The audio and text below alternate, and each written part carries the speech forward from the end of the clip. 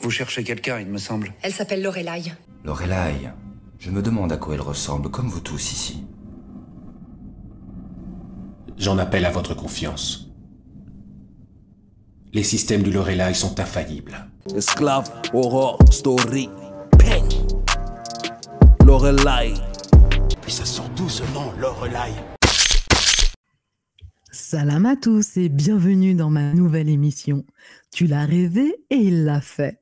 Nous allons explorer en profondeur un sujet qui remet en question les fondements de notre système juridique avec les livres tant attendus « Pas de roi, pas de loi » et la version officielle des 12 preuves d'illégalité dans la République par maître Philippe Fortabat-Labattu et Fabrizio Nocera Giampaolo, préfacé par le lauréat de l'Académie française, Alexandre de la Cerda.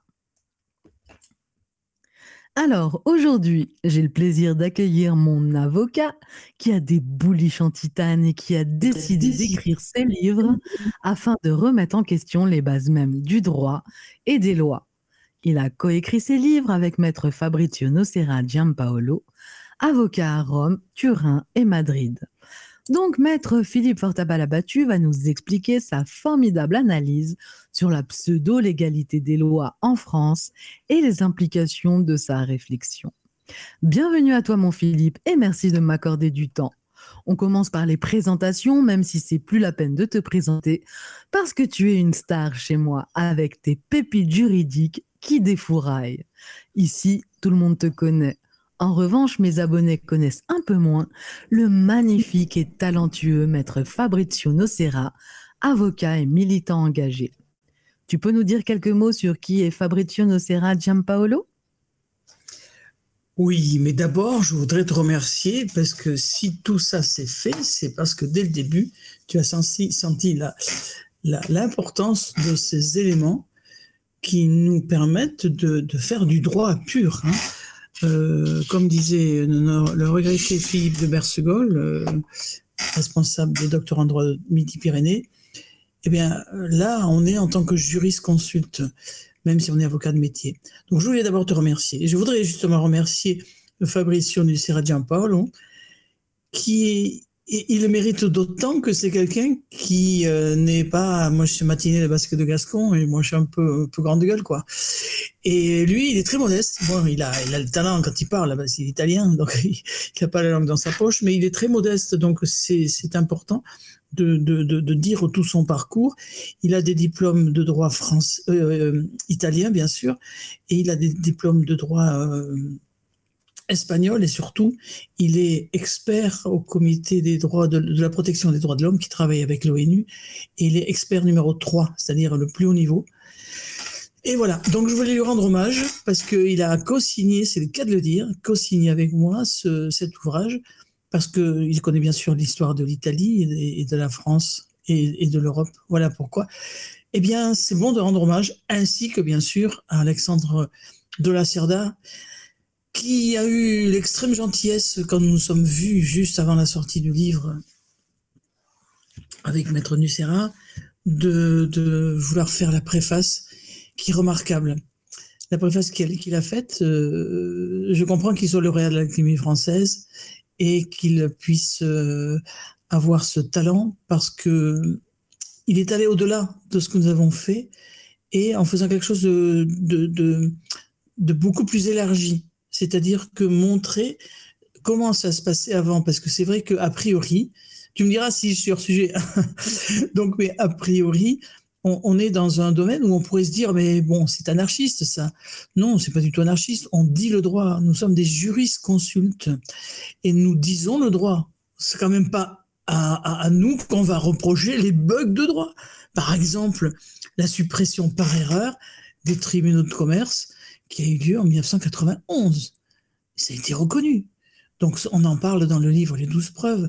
Donc, je veux dire, par là, on ne va pas nous mettre à nous un reproche, parce qu'on dit que, eh ben oui, depuis 1848, eh bien, on n'avait pas changé l'article 1er du Code civil.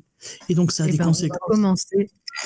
On va commencer par un point central de ton argumentation, qui énerve Rudy Reichstadt de Conspiracy Watch, ainsi que les surligneurs qui ont écrit un article sur toi et moi. Un article qui n'a aucun sens, avec des arguments que tu vas démonter en 3 secondes. Parce que si eux sont le surligneur, toi tu es qui, Philippe? Toi tu es le stabilo boss. Et donc je tiens à rappeler, je tiens à leur rappeler qu'il n'existe aucune vidéo de toi sur la fraude du nom légal et sur les citoyens souverains. Ils n'ont aucun discernement. Toi, ce sont les pépites juridiques qui défouraillent. Donc, il y en a marre de leur diffamation et donc on fera une vidéo droit de réponse pour ces cerveaux de gastéropodes. Allez, comme tous les doués d'intelligence le savent, depuis 1848, aucune loi n'a été promulguée légalement en France dans les formes que l'article 1 du Code civil l'exige. Donc la question, c'est comment c'est possible ça? Que signifie cette absence de promulgation pour notre cadre juridique actuel? C'est un ami qui avait découvert ça en 1986 ou 7, un ami de l'association des docteurs en droit dont je m'occupais, et il m'avait dit de ne pas en parler pour le moment, et il n'a pas parlé. C'est lors de la réunion des membres de l'association de défense des justiciables dans la Gascogne, enfin le mélange de Gascogne et des Pays Basques, qu'a eu lieu cette officialisation. Le colloque que nous avions fait, parce que les députés et les sénateurs se sont trompés, et en 1991, ils ont abrogé la compétence juridictionnelle des tribunaux de commerce. J'ai des vidéos qu'on sortira peut-être du président de la commission de loi, M. François Colcombé, qui en parle et qui dit qu'on a raison, de Ulrich Scheichli, qui était le secrétaire général à l'époque, quand on a la sortie du syndicat de la magistrature. Bon, passons. Donc tout ça pour dire que il y a un colloque qui était annoncé dans le journal Le Monde à la suite de la découverte et la publication que nous avions faite de cette disparition des tribunaux de commerce. Et lors de ce colloque, il y avait un professeur de droit, professeur agrégé de droit, professeur d'université, le professeur Mainviel de Guillem, qui à la fin du colloque nous dit « Mais oui, mais est-ce que vous avez vu ce qui s'est passé en ce qui concerne l'article 1er du Code civil ?» Et le professeur me demande « Est-ce que vous avez un code civil ?» Je dis « Oui, bien sûr, monsieur le professeur. » Il me dit « Lisez. » Donc c'est évident que moi je le savais, mais vous savez, dans le Pays Basque où j'ai été élevé, on tient parole, donc quand on dit quelque chose, mais on le tient. Donc j'avais fermé ma gueule, comme on dit, depuis 1986, parce que mon ami me l'avait demandé, et c'était lui qui l'avait découvert, le cher Patrick. Eh bien, j'ai lu l'article, évidemment, ça devenait enfin officiel. Et là, ça a été à la fois un étonnement et un ravissement. Un ravissement parce que ce n'est pas du tout une critique, ce que je vais dire. Mais il y a eu, à la suite de la proclamation en 1848 d'une république dont on peut douter évidemment en raison de sa légalité, il y a eu beaucoup de monarchistes, de royalistes. Il y a eu des légitimistes, des orléanistes, il y a eu la création de l'Action française, il y avait, je crois, 1 million de membres dans les années 30, et avec des journaux, des livres, mais personne, mais c'est pas une critique, personne n'avait vu que cet article 1er du Code civil n'avait pas été changé depuis 1848. Et moi-même, évidemment, de moi-même, je l'avais pas vu. Donc c'est un ravissement de voir que finalement, on vit un temps d'apocalypse. L'apocalypse, ça vient du grec, ça veut dire révélation. Et effectivement, dans ce temps d'apocalypse, on a découvert que l'article 1er du Code civil n'avait jamais été changé depuis Louis XVIII. Il faut savoir que Louis XVIII était roi de France après Waterloo, enfin il est revenu, la monarchie est revenue. Louis XVIII, pourquoi? Parce que après Louis XVI, il y avait Louis XVII, et donc après Louis XVII, le chiffre c'est 18. Donc il y a eu cette restauration, comme on dit, et Louis XVIII qui avait reçu les pouvoirs de Bonaparte, de tous les pouvoirs incontestés. Personne en 1815 ne contestait l'autorité de Louis XVIII. A changé, et voilà, et il a, quand changé le code, investi des pouvoirs qu'il avait. Eh bien, personne que officiellement n'a voulu ou n'a fait ce changement en tous les cas ne l'a proclamé, ce qui fait que le code le plus célèbre au monde, le code civil, dans son premier article, dans son premier paragraphe, nous dit que les lois sont promulguées par le roi.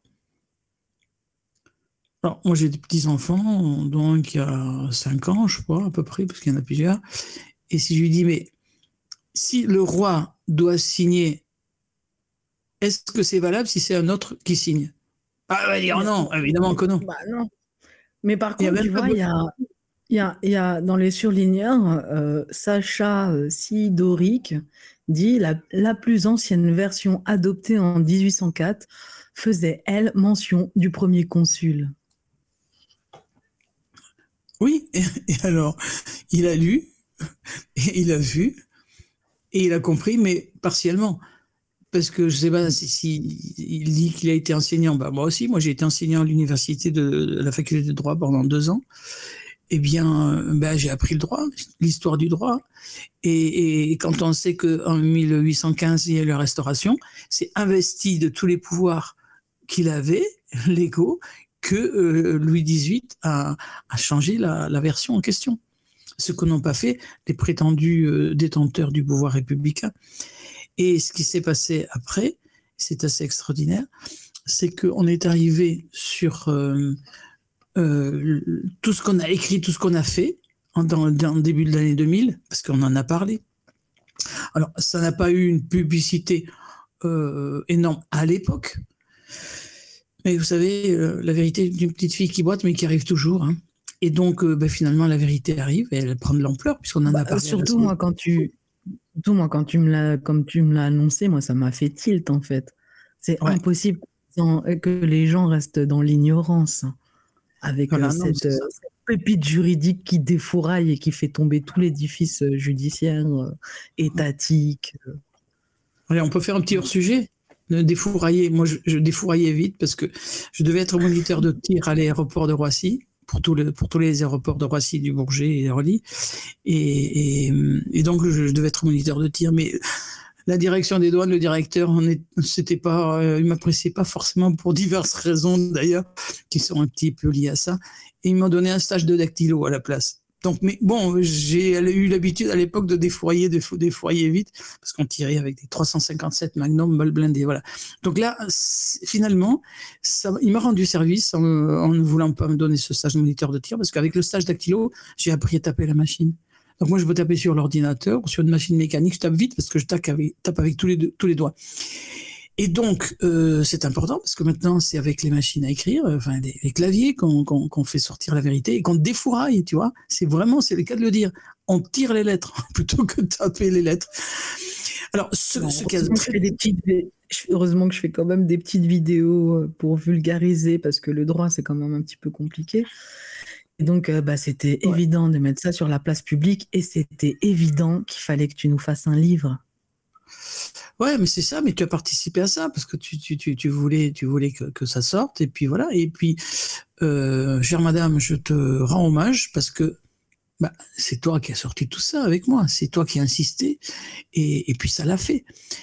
Et voilà. Donc, alors, par contre, tu es sur Conspiracy Watch, toi aussi. Moi, je suis labellisée. Voilà, nous sommes labellisés, voilà, ça fera des décorations pour plus tard. Mais ces surligneurs et ces anti-conspirateurs, soi-disant, alors qu'on n'est pas du tout des conspirateurs, eh bien, ils se trompent parce que celui qui a signé dans les surligneurs, il dit quoi? Ah ben oui, mais ça a été changé en 2004. Mais c'est ahurissant que quelqu'un qui se dit autorisé. Oui, c'est quelqu'un qui se croit autorisé à critiquer l'ouvrage ce qui dit un ouvrage fait par 2 docteurs en droit, 2 avocats internationaux et un lauréat de l'Académie française. Eh bien, il suffit de regarder ce qui s'est passé et de regarder avec le moindre raisonnement d'un enfant qui n'a même pas 7 ans. C'est-à-dire que En 2004, le 21 février, si je ne me trompe, c'est M. Raffarin qui a pris un texte, après on ne va pas rentrer dans la procédure de fabrication des lois, et cette loi a été prétendument signée par le roi? Pas du tout. Donc ce changement du Code civil, article 1, suite au coup de bourrage qu'on avait fait, au défouraillage qu'on avait fait déjà à l'époque, eh bien, les prétendus faiseurs de lois légales ont changé cet article premier, ont voulu le changer et ont prétendu faire un texte promulgué soi-disant, disant que les lois c'était plus marqué, que les lois étaient promulguées par le roi. Mais c'est un non-sens de se servir de ça, puisque par définition, eh bien, cette prétendue promulgation de la suppression de par le roi est évidemment totalement illégale. Mais un autre de leurs arguments, c'est que en fait, il y a un autre texte qui est beaucoup plus important que l'article 1 du Code civil. Ce serait la Constitution de Charles de Gaulle, le putschiste, et son gouvernement de fait, avec sa Constitution de 1958. Donc, il dit que la Constitution a valeur supérieure au Code civil. Donc, de fait, le Code civil a moins de valeur de loi que la Constitution, précise Sacha Sidoric. Alors, saint Thomas d'Aquin dit « Un peu de connaissance éloigne de Dieu, beaucoup y ramène ». Moi, je dirais un peu de droit, peu éloigné du droit, mais beaucoup de connaissances y ramène. Parce que c'est un manque de connaissances patent, ahurissant. Pourquoi ? Parce que ce sont des cerveaux de grains de couscous fins. Mais c'est bon le couscous. Bon, non, alors j'explique sur le plan juridique, qu'est-ce qui se passe. Ça, cet argument, je crois, ça fait plus de 20 ans que un président de chambre de la cour d'appel de Pau, auquel j'invoquais ce point, dit oui, maître, le code civil, vous avez raison, mais dans la hiérarchie des normes, la Constitution est supérieure. Et alors, c'était pas le diable, bien sûr, non, c'était un très très très bon magistrat. Il y a une phrase qui dit que le diable porte pierre, c'est-à-dire quand on a une critique, ça oblige à répondre, et pour répondre, il faut chercher.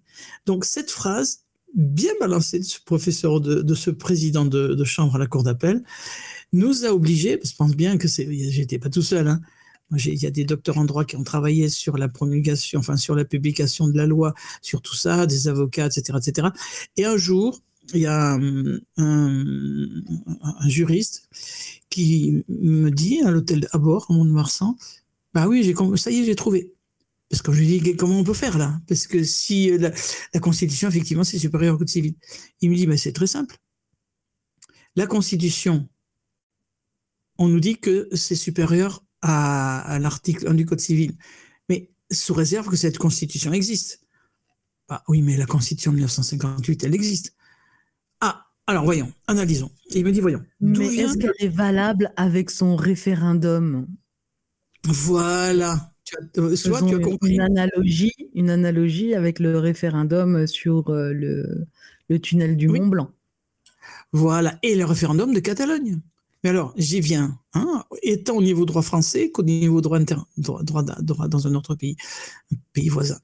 Qu'est-ce qui se passe? C'est que on a au départ une constitution, on part du principe qu'elle est valable. Mais remontons le temps, faisant un flashback, pardon de parler anglais, on revient en arrière. D'où vient-elle cette constitution? Bah, elle a été votée par le Parlement. Oui, alors voyons. Est-ce qu'elle a été votée par le Parlement? Oui. Est-ce qu'elle a été l'objet d'un référendum? Oui. Et est-ce qu'elle a été promulguée? Oui. Par qui? Par le président de la République, Charles de Gaulle? Non. Non, le président de la 4e République. Parce que la constitution de la 5e République, elle est faite du temps de la 4e République. Sinon, c'est pas possible. Elle n'était pas encore accouchée, la constitution de la 5e République. Donc, c'est le président de la République de la 4e République, René Coty, qui promulgue la loi. Donc, circuler, il n'y a rien à voir. Objection, votre honneur. Non, je ne vais pas circuler tout de suite. Voyons. Cette constitution de 1946, la 4e République, on part du principe qu'elle existe, mais vérifions. Alors, d'où vient-elle?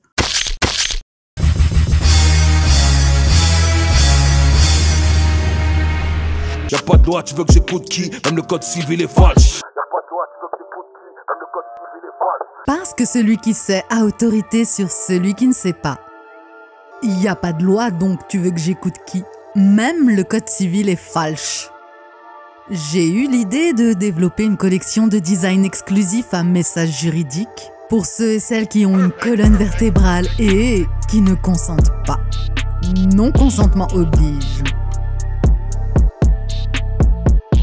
J'ai réfléchi à des designs qui piquent et qui ne laisseront personne indifférent.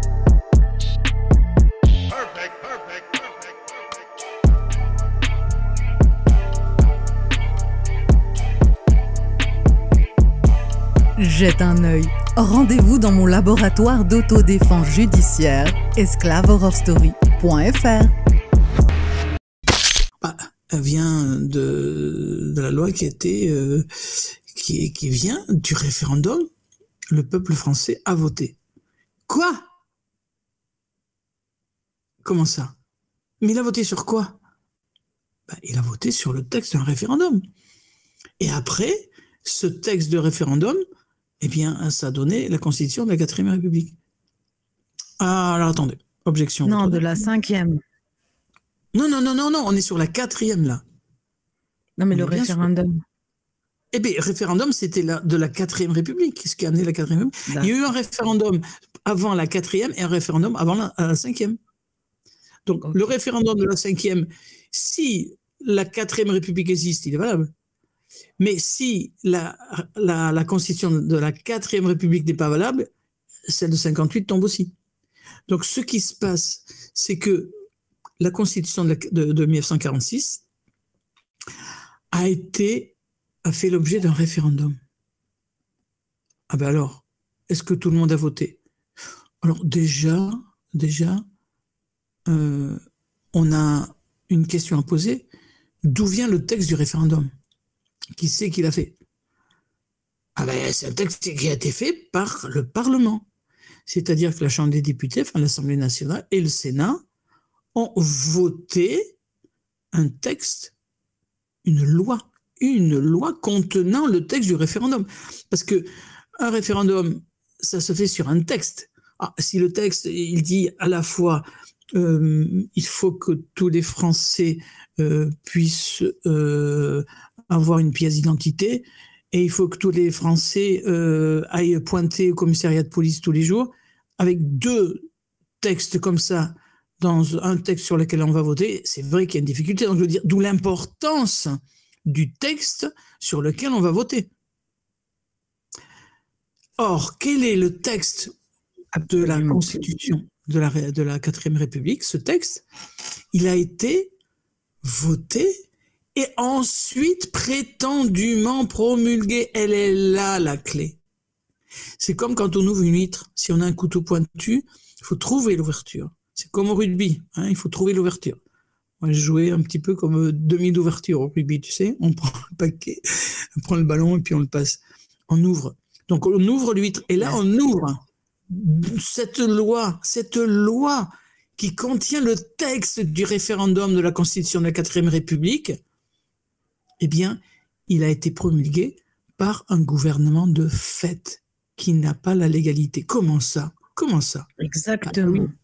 Mais oui. Avec les professeurs de droit Pacté et Boulouis qui l'écrivent dans leur livre de droit. C'est ça. Alors, peut-être que je suis, comme je connais ça et c'est mon métier, un peu comme un médecin qui va expliquer avec ses mots, est-ce que tu veux pas réexpliquer ce que je viens de dire? Parce que je l'ai peut-être expliqué de façon un peu trop technique. Si tu peux le vulgariser, si tu veux. Je pense que tu as été clair pour tout le monde. Donc, tu la comprends, tu la prends, tu comprends pas, bah tu la remets.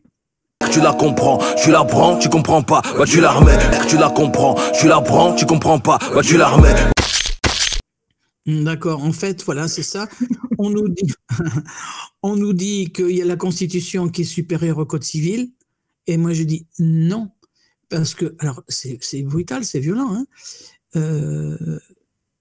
C'est Gandhi, le Mahatma Gandhi en Inde, qui disait « Une erreur ne devient pas vérité parce qu'elle se propage et qu'elle se multiplie ». Moi, j'ai eu le professeur Louis Junier comme professeur à Sciences Po à Toulouse.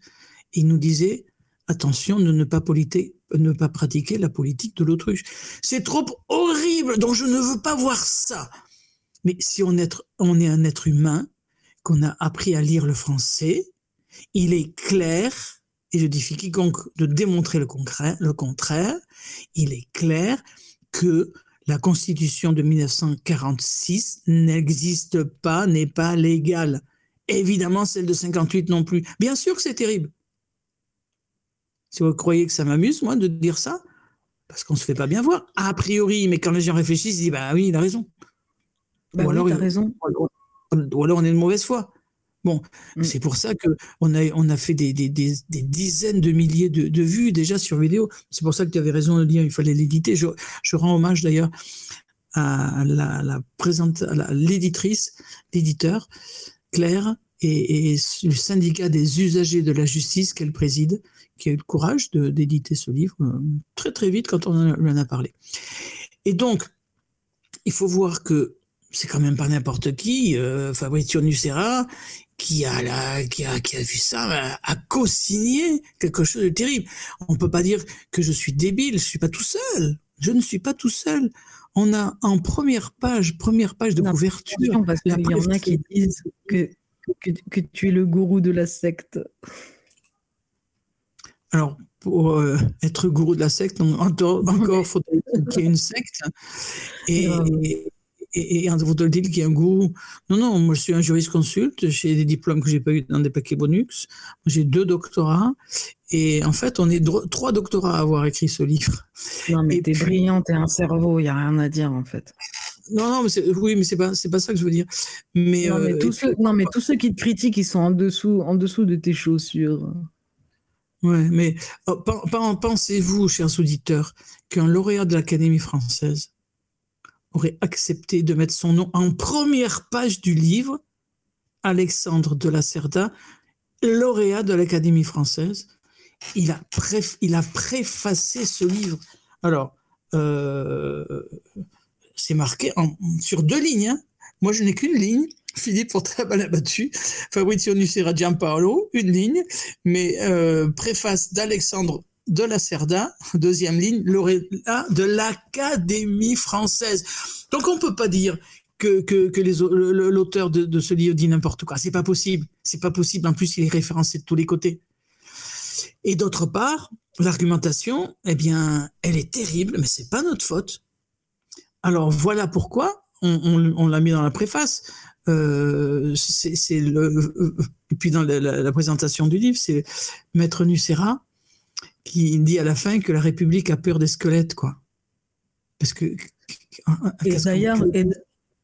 Et d'ailleurs, ils ont tellement eu peur que lorsque tu as fait le gouvernement provisoire de la monarchie française, ils ont voulu faire fermer ton association. Et donc, t'es allé jusqu'au bout du bout. D'ailleurs, j'ai fait une vidéo qui est disponible sur la chaîne YouTube. À Bayonne, cette affaire qui met en cause le procureur de la République soupçonné d'avoir volé une carte bancaire et de l'avoir utilisée dans un bar à hôtesse en Allemagne. Il a été mis en examen aujourd'hui. Le magistrat se dit innocent et rejette l'ensemble des accusations. Le procureur, la carte bancaire volée et les prostituées du bijou. L'affaire Pierre Hontan. Le palais de justice de Bayonne est en état de choc. Le garde des Sceaux, Dominique Perben, annonce qu'il demande la suspension immédiate du procureur de la République, Pierre Hontan. L'annonce est à peine croyable. Il lui reproche d'avoir dérobé, 7 mois plus tôt, la carte bleue d'une fonctionnaire européenne, lors d'un colloque professionnel consacré à l'éthique des juges. L'affaire fait les gros titres dans la presse. On connaît les enculés, on connaît les teutrés. Ceux qui rigolent ta chute, qui sont pas là pour le progrès.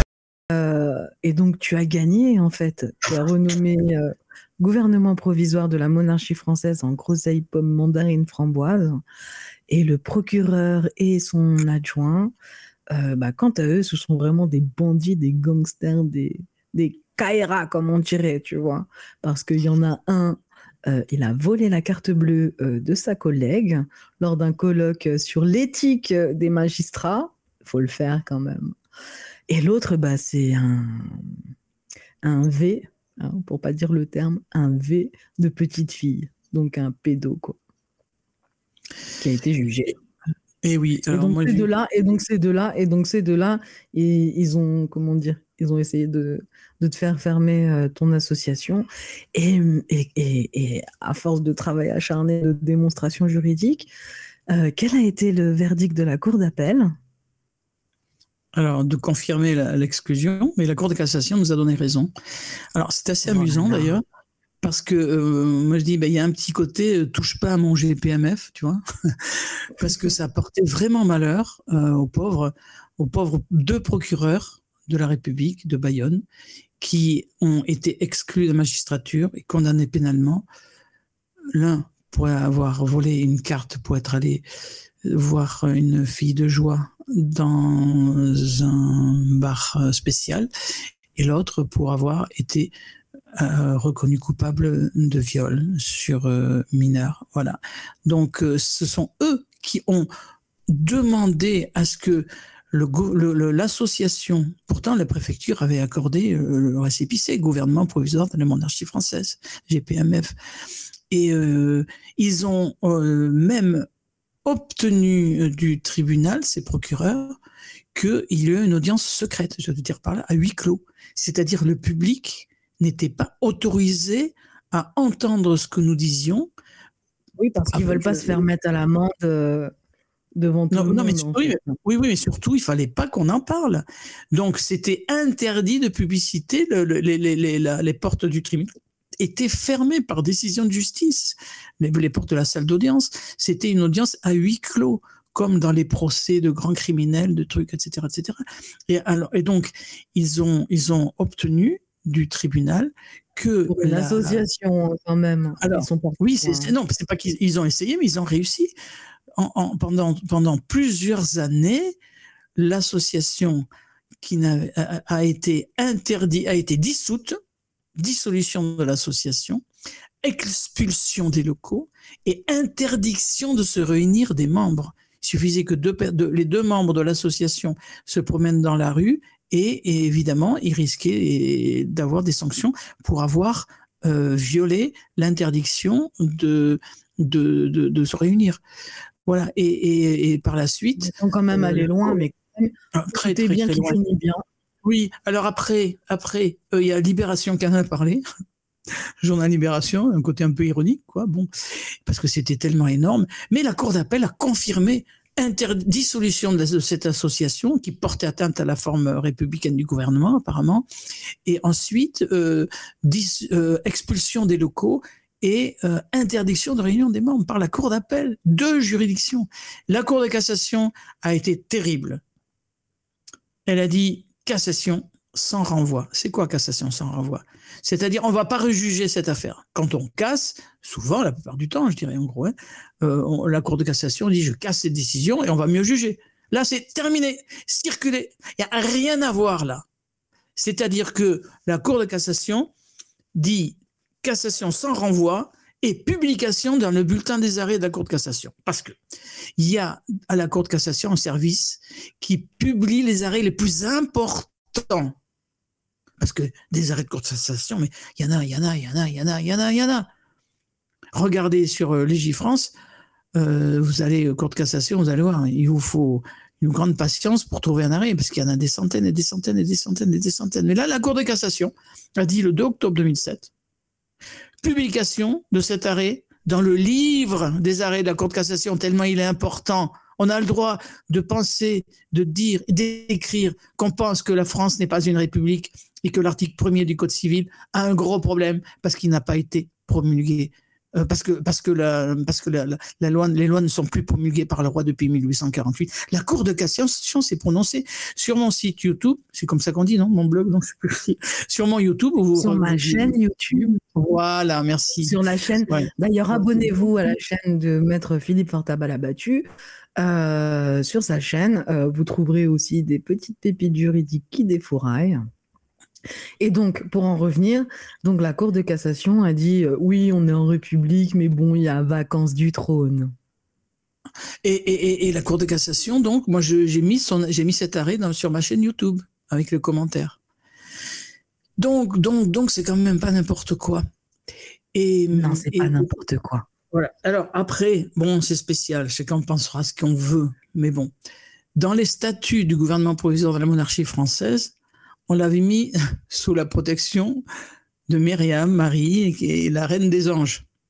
Et la décision de cassation a été rendue le jour où l'on fête les anges, le 2 octobre. Je trouvais que c'était un signe assez énorme, quoi, voilà. En Marie, tous les cas. la mère de Jésus. Ouais. On avait mis sous la protection de la mère de Jésus. Que Allah a élevé au-delà des femmes des mondes. La meilleure des femmes. Celle qui écrase le serpent avec son talon. Eh bien, c'est le jour de la fête des anges dont on a une prière qui s'appelle la reine des anges qu'on a obtenu la décision de la Cour de cassation. Cette Cour de cassation, elle est terrible, hein. Terrible, avec publication au bulletin des arrêts. Donc, à la fois, sans renvoi, sans refaire juger d'ailleurs, nulle part ailleurs, et publication. Ça, c'est un signe quand même, hein, de la Cour de cassation. Alors moi, je voudrais te poser une question, c'est quelles seraient les implications dans notre système si cette vérité de l'article 1 du Code civil est enfin acceptée? Alors, je le répète, on est un trio là, avec Maître Nucera et Alexandre de la Cerda, à avoir nos noms sur cet ouvrage. Et on n'est pas. D'ailleurs, cet ouvrage disponible à la vente sur Amazon. Le lien, je vais le mettre en description. Rassurez-vous. Et donc, vous pourrez tous en faire votre livre de chevet. Ouais, si vous dormez pas. Après, vous allez dormir. Et on peut le trouver aussi à DPF, Diffusion de la pensée française. En tous les cas, ce qu'il y a d'important à savoir, c'est que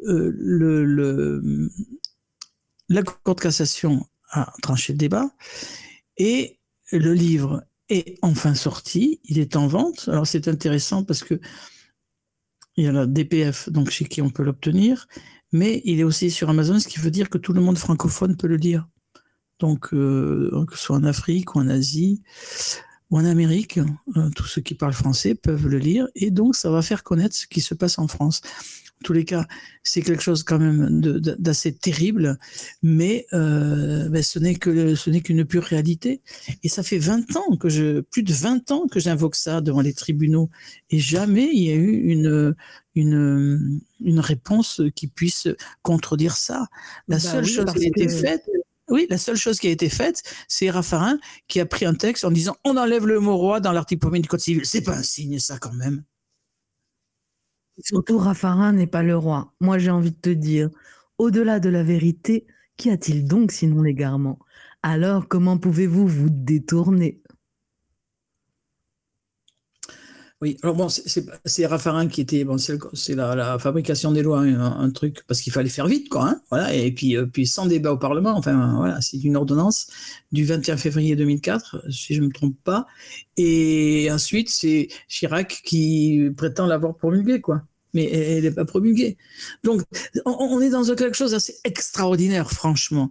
On a ce gouvernement provisoire de la monarchie française qui dit dans ses statuts que dès que le roi arrive, le gouvernement, les membres de l'association gouvernement provisoire de la monarchie française n'ont aucun droit à gouverner. C'est simplement une association de gens qui veulent dire le droit et puis qui attendent la suite. Voilà, c'est juste dire ça.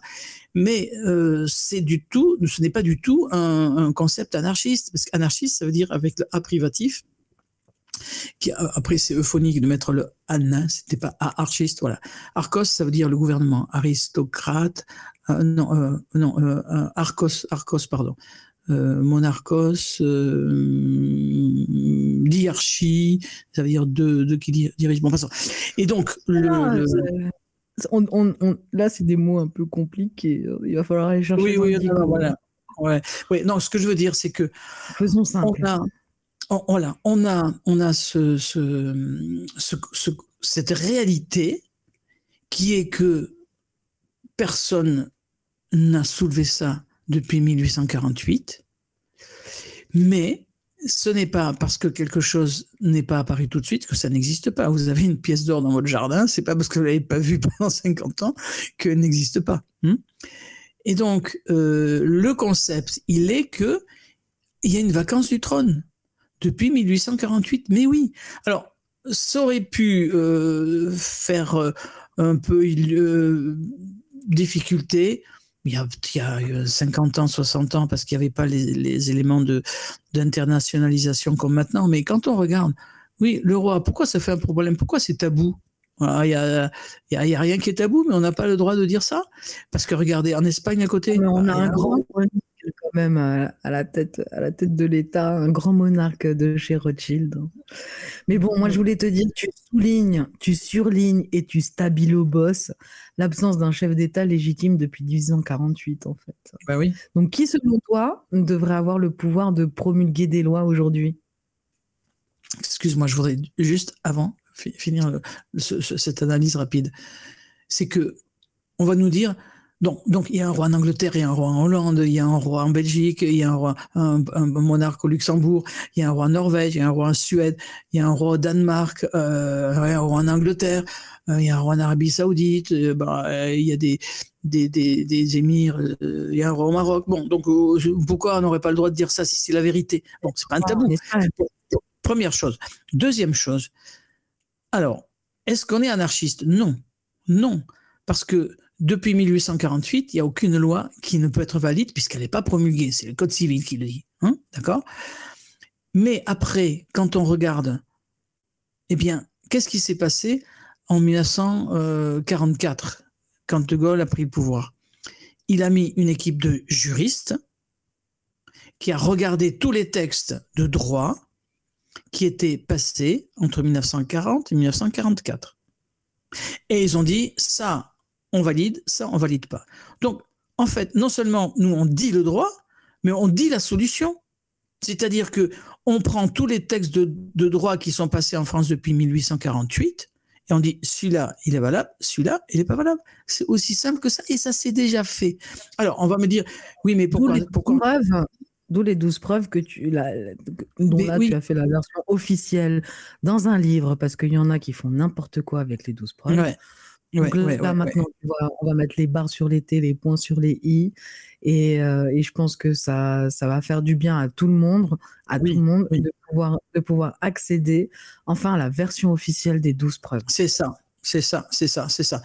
Alors, ne serait-ce que par rapport aux forces de police, par rapport aux juges, on a voulu me faire, alors peut-être c'est un piège, il y en a qui ont fait exprès, je sais pas, mais en tous les cas, moi je peux pas savoir tout ce qui sort. Il y a des gens qui ont dit, j'ai envoyé ça à la gendarmerie, à l'Élysée, mais envoyé ça à quoi? C'était pas mon truc. La seule chose officielle, comme tu dis très justement, c'est ça. Et c'est grâce à toi.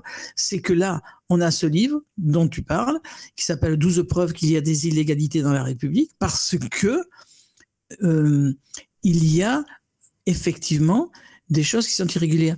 Et c'est d'autant plus important ce titre-là, parce que on ne peut pas dire, comme il y a des choses qui ont circulé, il n'y a rien de légal en France depuis 1848, parce que la loi de Villers-Cotterêts, un édit, EDIT, c'est pas l'édit de Nantes, non, c'est pas l'édit Iliana, l'édit apostrophe EDIT, un édit a été pris à Villers-Cotterêts, ça s'appelle l'édit de Villers-Cotterêts, disant la langue officielle française en France, c'est le français. C'est pour ça que des Basques qui passaient en procès au Pays Basque ou ailleurs pour se défendre, ou des Bretons disaient je voudrais parler en basque en breton. On leur a dit non, l'édit de Villers-Cotterêts, ah ouais, mais il date de 1500 et quelques, ah ben il est toujours valable.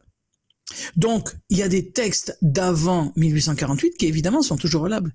Donc c'est pour ça que depuis 1848, ça fait une très longue période, mais qu'est-ce qui compte? Alors, on va être sérieux. Un enfant de 5 ans va le comprendre. Qu'est-ce qui compte? Tu es pas sage pendant 2 minutes, tu es pas sage pendant 2 heures. Qu'est-ce qui compte? C'est le concept. Tu es sage ou pas sage? Or là, qu'est-ce qui compte? C'est le concept de l'égalité ou le concept de temps? Est-ce que une loi est valable parce qu'il y a eu du temps qui est passé alors qu'elle est illégale? Il y a un mec qui a pris une loi, qui fait semblant de moi je vais signer une loi, puis je vais dire, voilà, dans 20 ans, elle est toujours valable.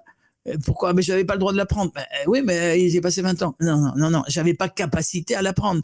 Donc, depuis 1848, il n'y a rien de légal qui a été fait. Et la preuve encore, on a une chance formidable, c'est que on voit l'exemple de ce qui s'est passé entre 40 et 44. Il y en a qui ont dit toutes ces lois, tous ces textes de droit qui ont été faits entre 40 et 44, on va regarder, on part du principe c'est pas valable sur une période de 4 ans. Et on examine une par une. Là, c'est pareil. On a les lois ou des textes de droit depuis 1848 qui n'existent pas, qui sont pas valables. C'est pas la notion de depuis 1848, il y a eu plus de 100 ans. Que ce soit en 100 ans ou 20 ans ou 4 ans, c'est le concept de légalité. Si on ne croit pas ça, on met ces livres rouges, y compris les Dalloz, au feu et on ne parle pas de droit. Donc si on parle de droit, oui, depuis 1848 jusqu'à maintenant, aucun texte légal, comme l'ont expliqué les juristes de 40 à 44, il n'y avait rien de légal comme texte de droit, on les regarde un par un. Tu vois ce que je veux dire? Oui, et d'ailleurs, en parlant du Dalloz, je crois que tu avais le directeur du Dalloz qui t'a fait une lettre en disant oui, effectivement, les lois doivent être promulguées par le roi. Mais bien sûr. Donc, cette lettre, elle est aussi disponible dans mon laboratoire d'autodéfense judiciaire, esclavehorrorstory.fr. Ah oui, c'est important quand même. Oui, je recommande, tu as raison. D'abord, tout seigneur, toute seigneurita, tout honneur, c'est toi qui as quand même publié tous ces éléments, parce que si c'était pas toi qui l'avais fait, je sais pas trop comment on l'aurait sorti. Et je recommande d'aller voir effectivement ça, parce qu'il y a le document, on a le voir, redonne-le bien, enfin chaque fois que tu voudras. Et deuxièmement, il faut aussi aller voir la vidéo que tu avais fait sur le GPMF, parce que effectivement, il y a des passages de télévision, des articles de journaux qui montrent que les deux procureurs qui ont demandé la dissolution et qui ont obtenu l'expulsion des membres des locaux et l'interdiction de réunion des membres ont tous les deux été condamnés pénalement et ont tous les deux été virés de la magistrature. On va pas tarder à conclure sur donc tes deux ouvrages que tout le monde attendait, Pas de roi, pas de loi et 12 preuves des irrégularités en République, qui sont des ouvrages qui donnent des arguments juridiques et nous poussent à réfléchir sur la légitimité des gouvernants et de leur gouvernance. Donc, comme je disais tantôt, ces livres sont enfin disponibles en en papier et aussi également en Kindle pour ceux qui préfèrent l'avoir dans les mains. Donc, il est disponible aussi en papier. Oui, très vite, si je pouvais dire que je recommande, si tu ne vois pas d'inconvénient, le livre de Martine Cap-Dupuy, La gloire des combats. Martine Cap-Dupuy, C-A-P-D-U-P-U-Y, à la limite, tu peux mettre la couverture. Elle est en photo avec le ministre de Montebourg, voilà. Et elle a un livre qui décoiffe où il y a tous les documents sur la suppression des tribunaux de commerce. Et donc, ça, c'est extrêmement important de pouvoir avoir des bases de travail. Et alors, sur le plan de la lisibilité, c'est effectivement Kindle ou une table qui permet de... Je ne m'y connais pas trop, peut-être tu sauras expliquer. Il n'y a pas que Kindle qui permet de lire sur tablette. Enfin, voilà ce que je veux dire. C'est un livre numérique, voilà, c'est ça. Yes. C'est ça. Donc, en numérique, on l'a aussitôt. On l'a aussitôt et en papier, on l'a en 3 jours. Et puis, sinon, à la DPF, en le commandant, diffusion de pensée française. Voilà, merci beaucoup et je te rends hommage parce que c'est grâce à toi qu'on a fait tout ça. Hein, ce travail depuis 20 ans. Bah oui, mais merci au Tout-Puissant de nous permettre de continuer à le faire. En tous les cas, mes guerriers au petit papier, que pensez-vous des arguments juridiques présentés dans ces livres? Parce qu'on vit en criminocratie ou c'est comment? Donc partagez vos réflexions dans les commentaires et rendez-vous dans mon laboratoire d'autodéfense judiciaire, esclavehorrorstory.fr. En tous les cas, mon Philippe, je te remercie infiniment de m'avoir accordé du temps. J'espère que ces livres feront énormément de ventes. Parce que qui ne sait énoncer ses droits n'en a point. Je te laisse le dernier mot. Merci. L'ignorance tue. Oui, l'ignorance tue. Ce n'est pas que mon slogan, c'est la vérité. Donc, c'est pourquoi je te donne rendez-vous dans mon laboratoire d'autodéfense judiciaire. esclavehorrorstory.fr. C'est la sagesse du non-consentement.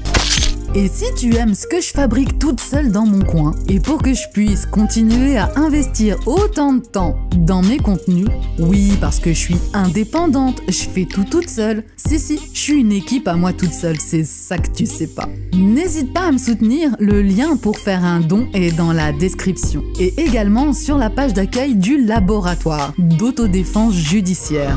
À la pompe à diesel, on est à court.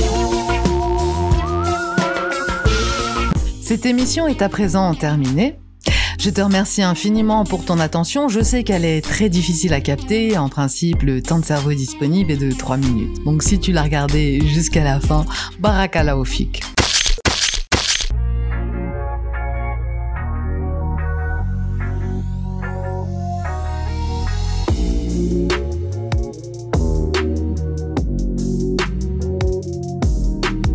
Le cœur du système de Lorelai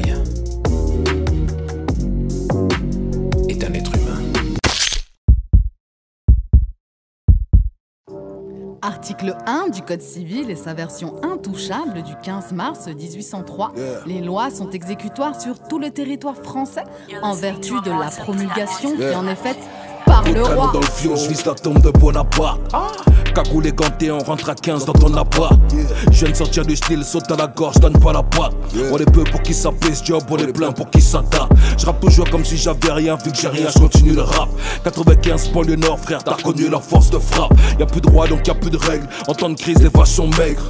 Sale temps pour un nègre, les révolutions rendent intègres. Ça promulgue des lois pour le peuple sans consentement. Sans culotte contre col blanc, du sang dès la première manche. Y'a pas de loi, tu veux que j'écoute qui? Même le code civil est falche. J'prends la colombe avec ma hache, brasée, j'allume avec mon flash. J'ai pas tourné la page, dissident depuis mon plus jeune âge. Les faux sont en cage, mais y'a plus de frères qui sont en marche. Confinés depuis le Covid.